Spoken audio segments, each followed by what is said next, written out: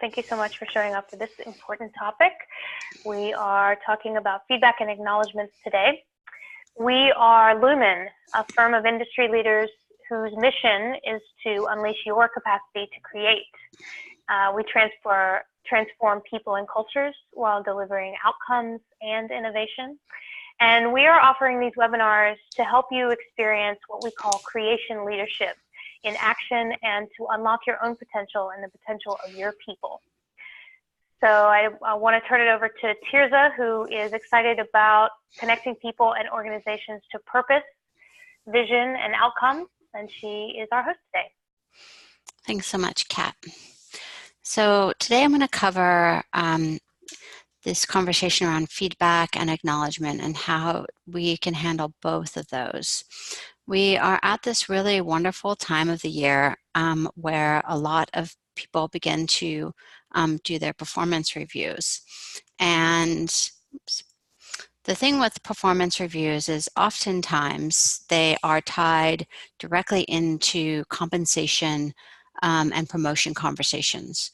So we'll get into a little later why we want to decouple those types of conversations, but if they are coupled, the natural level of anxiety that accompanies feedback conversations is heightened because it's tied to aspects of our income and financial well-being. And so what we're going to cover today is if you are doing performance reviews at this time, how to approach those so that they're so that they actually build trust and forward action. So at Lumen, we think about leadership and individual development as a continuous process that begins with awareness and moves to us taking responsibility for our outcomes and then eventually standing in ownership of what we're creating. And this process of moving from awareness to ownership happens across the board. So it's not like we come into awareness and then suddenly we've taken responsibility for everything.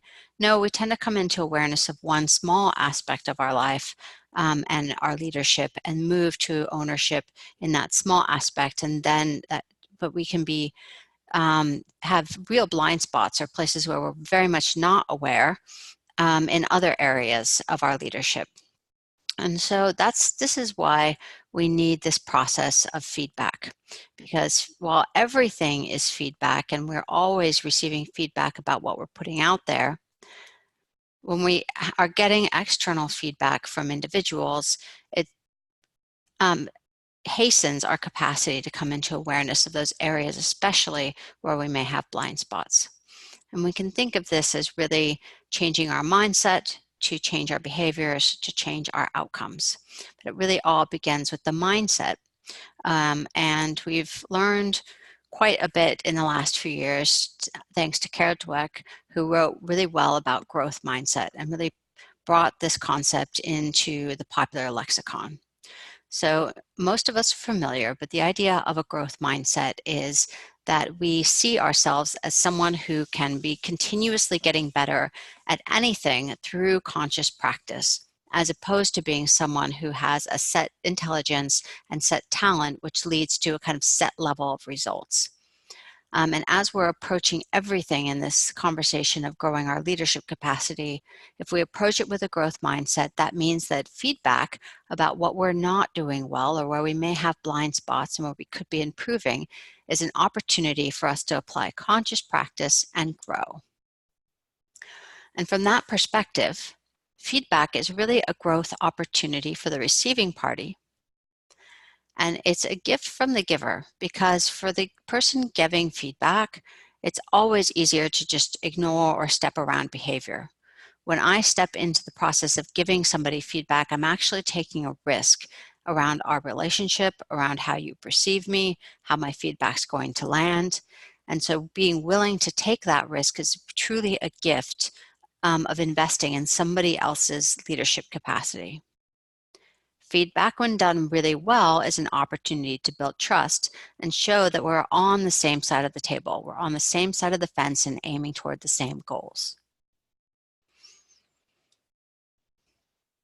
But giving good feedback starts with great preparation.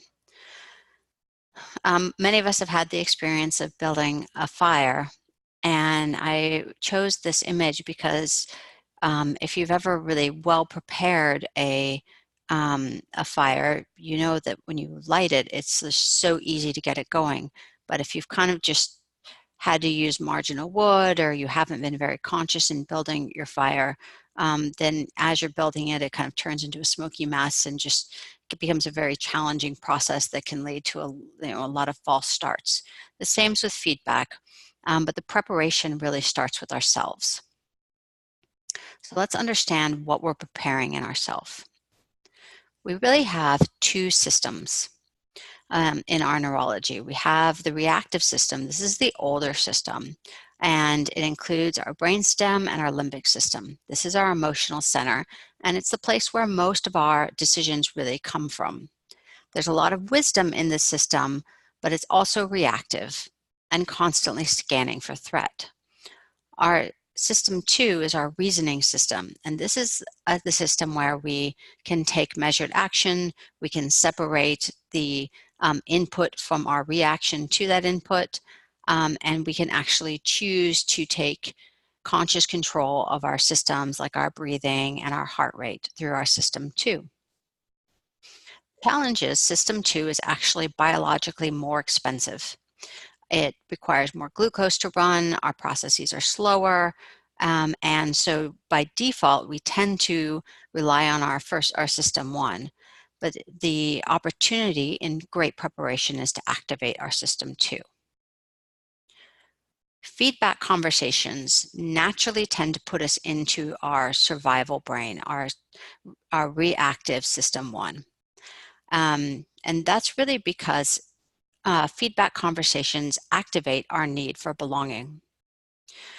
So our need for belonging is like really second only to our need to kind of stay alive. And it causes us to really look for places where we may be casting somebody out or casting ourselves out from a group. And a feedback conversation activates that, because if I'm giving you feedback, I'm in a place where you may choose to kind of cast me out from our relationship and therefore the group, or you may be perceiving that I'm trying to cast you out and react. And so that kind of activates our whole nervous system, which begins to scan for threats and really begins to process everything through this reactive place. So what we're really seeking to do before we enter into any feedback conversation is calm our own nervous system and recognize that we're entering into a conversation where we have the opportunity to really build trust and further our common results. So Lencioni's pyramid of high-performing teams shows us why these conversations can continuously contribute to high-performing teams, but really only if we start from this place of vulnerability and building trust. So one way to ensure that we're starting from a place of vulnerability in a feedback conversation is to get relatable around whatever you're giving feedback on. If you're able to see some kind of an opportunity for somebody's growth, it's probably because you've already experienced growth in that area, or it's an area that you're looking to grow. It's often why things are annoying is because we've already grown past that, or that's an area that we don't like in ourselves. And so if you can actually start any kind of feedback conversation by revealing that vulnerability of, this is something that I've struggled with, or this is something that I'm still struggling with, and actually start from that place of vulnerability, we're opening up a place of trust. Trust is the foundation of a high-performing team. Sometimes we call that psychological safety.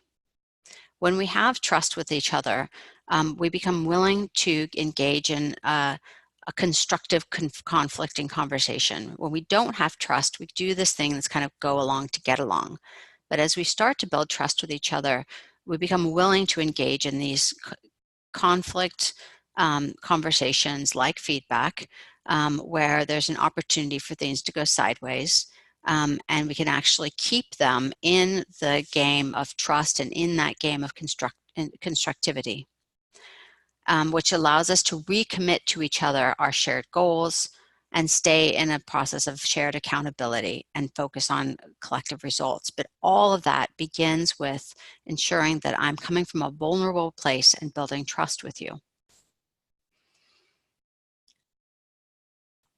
You can tell that you're in your system one if you're starting from a place with this person around of blame, excuses, or denial. So if you're starting from a place of blaming them for something, for an outcome, then you are in your system one and you're likely to activate that in the other person. What you're really seeking to activate in any kind of a feedback conversation is their system two. You want somebody to be able to come from a place of ownership, accountability, responsibility, and ultimately action. Any kind of feedback conversation isn't really about assigning blame. It's about trying to shift the actions of another person. And so in order to do that, you need to be in your system too, in order to have them in their system too. We are resonant human beings. We're mammals. And if I'm in my system one, limbically, you're going to also be in your system one. If I'm in my system two, it's far more likely that I'm going to be able to hold you in a place of calm, trust, ownership, accountability, and ultimately action. And it's a better conversation. So taking the time to prepare yourself and ensuring that you're coming from your own place of ownership, vulnerability, and responsibility is going to shift the whole dynamics of the conversation. If I'm coming from fear and blame, it's really likely that you're going to deflect, you're going to come up with an excuses, you're going to deny, and those are really just survival tactics. It's just the survival brain seeking to maintain their place in the group and seeking to maintain kind of survivability rather than being able to be vulnerable and in ownership.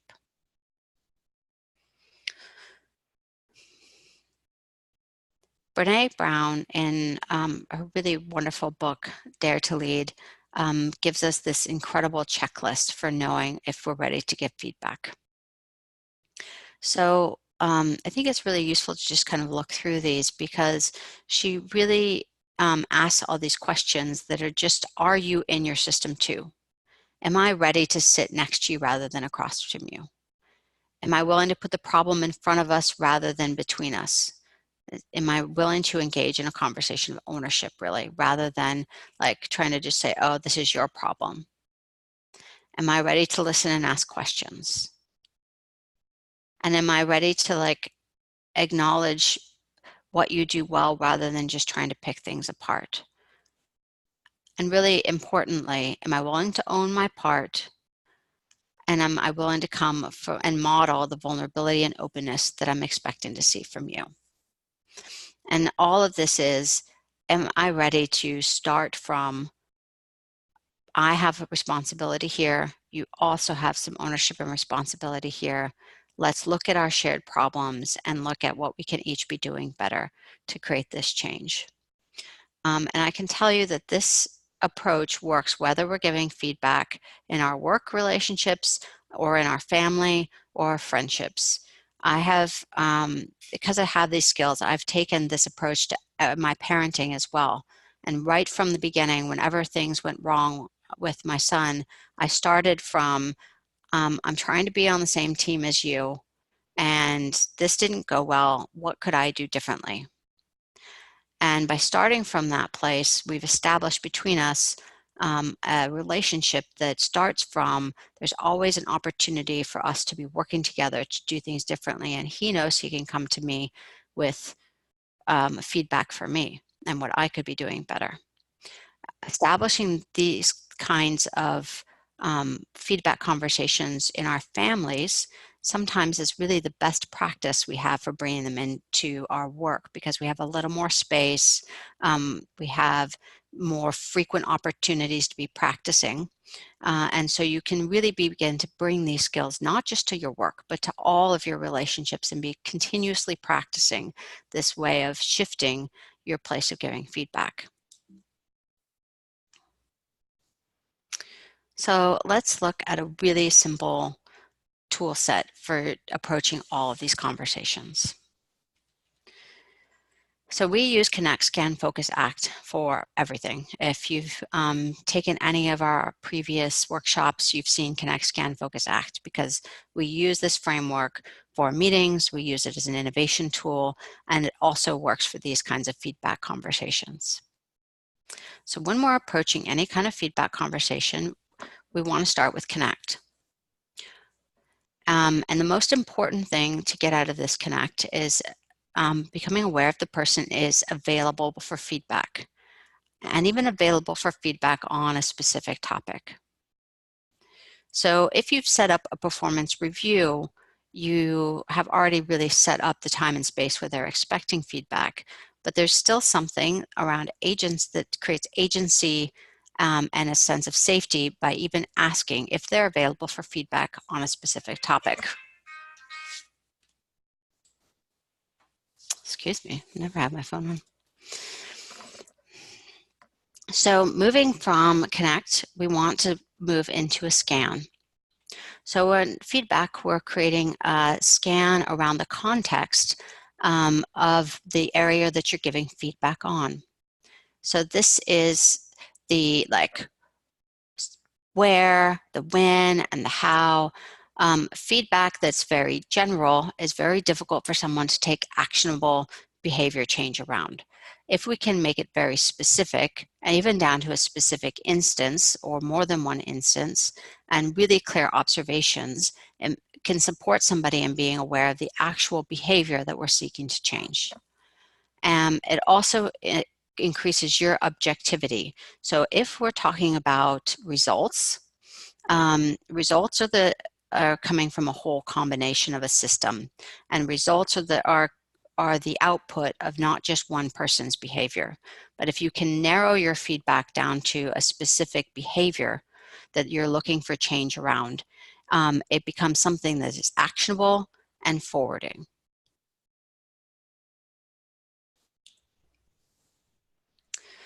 So focusing in on the impact. So the impact on you or the team of this behavior. And the impact can be something very simple, like when you are using, I created these results, but the whole team actually worked on those results. Your team feels like you're excluding them from their contribution, and they feel unseen and unappreciated by you. When you are late for meetings, I feel like you're not respecting my time and the team's time, and we feel like we can't rely on you. When you miss deadlines, it makes it challenging for me to know that I can count on you for big things, and I'm noticing that I'm giving you smaller and smaller responsibilities because I don't know that I can rely on you for the big things and for the big responsibilities. So that impact on the people, the team, and ultimately the actual results. Support somebody in actually seeing their behavior in context. And finally, clear action steps. So this is what you really want to see from somebody. And you can ask that in an open-ended way. How can I support you in getting to meetings on time? Is there something we could change to make it easier for you to get to meetings? Or I need you to make it very specific. But anytime we're moving toward a behavior change, we want to make the next steps very clear. And providing feedback in this Connect, Scan, Focus, Act framework makes feedback something clear and actionable. It also makes it digestible and approachable. When people are continuously experience your feedback as something that they can digest and actually act on, it builds a sense of trust, and it builds a willingness to keep coming back for feedback rather than a fear conversation around it. The opportunity here then is to begin to create an organization and a team that uses Connect, Scan, Focus, Act for feedback regularly, not just once a year, because the challenge with that is there's so many opportunities for feedback. You need to pick just one or two to actually go over, but also something might have been going on for 10 months that's been nagging at you, and now you're just finally saying something. And so they now know that you've been ignoring something, and there's just this like a distrust that begins to build. So creating opportunities for feedback that occur with regularity, a half-hour stand-up meeting with every one of your direct reports, opportunities for feedback after each phase of a project. There are all kinds of ways to support your team in engaging in these conversations more regularly. The challenge just becomes like, it doesn't need to be a constant feedback conversation. It is a regular feedback conversation, and there's a difference between the two. So finding the appropriate cadence for your team is important. So you'll get these slides, so you don't need to try and read everything that's here, but these are some really useful terms that you'll know that somebody's coming from their system one if they're using words like this. And so when somebody is like, you can even just look at their breathing, but if their breathing is rapid and they're using statements like, it's not my fault, or I'm trying, it's hard, they're going to extremes like always or never, or they're just kind of avoiding the conversation altogether, you'll know that they're really coming from system one and that the feedback isn't landing. They may be sitting there, they may be even engaging in the conversation, but when we're in our system one, our brain is so flooded with stress hormones, we're really not retaining information. So if somebody's coming from this place, it really doesn't matter what you've said, it hasn't landed. That doesn't mean it can't land, but that means that the situation at the moment isn't safe for them to be in a place of trust and ownership such that the information can actually sink in, and that they can actually use that information later. So if you're finding that the person you're seeking to give feedback to is coming from this place, you're better off backing off and trying to create a fresh conversation than continuing on, because you're really not getting anywhere. And it's just going to be frustrating for both of you and further degrade the relationship. So you'll know you've got somebody coming from presence, curiosity, and growth if they're coming with statements like, I create, what I hear you saying, what can I learn from this, I take responsibility, they're breathing, they're feeling their emotions. It doesn't mean they're not saying, wow, I feel like I'm in trouble, or I feel frustrated, or I'm concerned about my role here. It's okay to have emotions, but if they're coming from that place of actually feeling their emotions and taking responsibility, they're taking the information in and they'll be able to act on it. So while we want all of our people to be in this growth mindset and in a place where they're growing, that's something you can both cultivate on your team, but it's also something you'll begin to learn about who's a right fit for your team. Because if you've got people who are stuck in their kind of reactive system and have a fixed mindset and aren't in a place of growth, it becomes a question as to whether they're just a right fit for your team. And feedback is really not going to be useful for somebody who's got coming from a fixed mindset and not choosing to take responsibility. So some of us, especially in the kind of American education system, were taught to kind of sandwich feedback inside. It was like praise, criticism, praise, or sometimes we called it constructive criticism. There's all these different words for it, but the idea that it would be delivered in this sandwich and that would somehow make it more acceptable. This is a bad idea. First of all, both of your praises tend to come across as passive aggressive. And the criticism is generally also delivered in such a way that it's not actually actionable. we don't recommend this technique, and there's actually evidence that it's psychologically damaging and creates less safety because I really don't know what you're saying to me. Separating praise or acknowledgement, which we'll get to in a second, from your feedback conversations is important. Don't try to sandwich them in or mix them all together. Have one conversation and then have another conversation.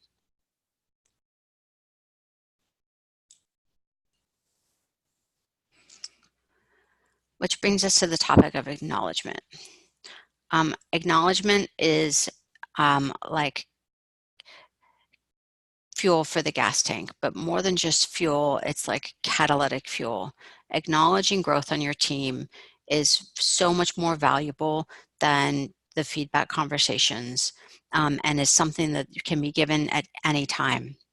While it's really important that we create a space for feedback conversations, acknowledgement, while it's useful to make sure that somebody's ready to receive the acknowledgement and is open to it, you can really dole out acknowledgement as long as it's authentic and meaningful, regularly and at any time. And so acknowledgement is not a thank you. Thank yous tend to have a funny way of being about me. It's me expressing gratitude for something you did for me. Thank yous are important, but it's different than acknowledgement. And so separating these two things. Acknowledgement is really about the other person and their growth. And when we're giving acknowledgement, we want to really pause and appreciate what we're praising in this person. What are we acknowledging them for? We want to be acknowledging people for their growth, for their consistency, for their care, for their curiosity, for their ways of being, and for their growth. Different people want to be acknowledged for different things. And so it's actually a really great question that you can ask of the people on your team. It's just simply, what do you like to be acknowledged for? And people will give you really interesting answers. And it's really wonderful to know what the different people on your team are seeking to be acknowledged for, because when you acknowledge them for those things, then they are going to feel so deeply seen and appreciated by you that it really does increase their willingness to give to the team and work for the team. I, for example, really, because my growth edges are around consistency and availability or vulnerability, those are the kinds of things that I want to be acknowledged for. Some people want to be acknowledged for their strategy or for the support that they give to others. Sometimes those people in supportive roles are actually not acknowledged nearly enough. So ensuring that you really are finding ways to acknowledge everybody on your team.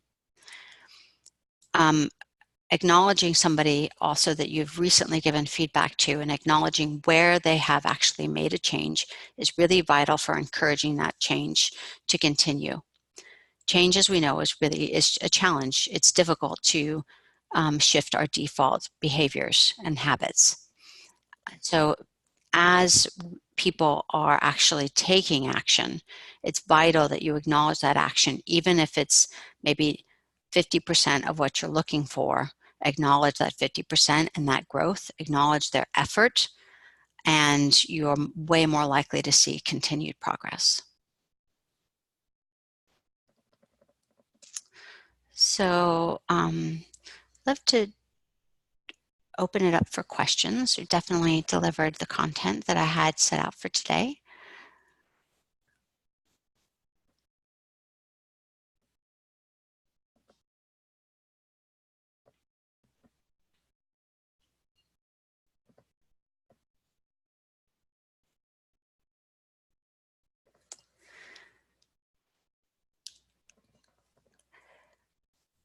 So we have a 2020 Strong, starting 2020 Strong training that we are offering for Q1 to support you in setting up these feedback conversations based around really clear metrics so that it's not just generalized feedback, but that people are really clear about what they're seeking to grow and deliver on, as well as creating a cadence of feedback so that it isn't just this end of the year conversation that creates a lot of stress for everybody.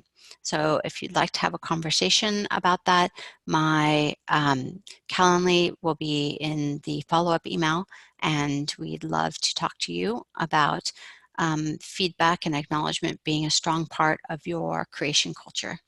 Thanks so much for coming, and I think we are done for today.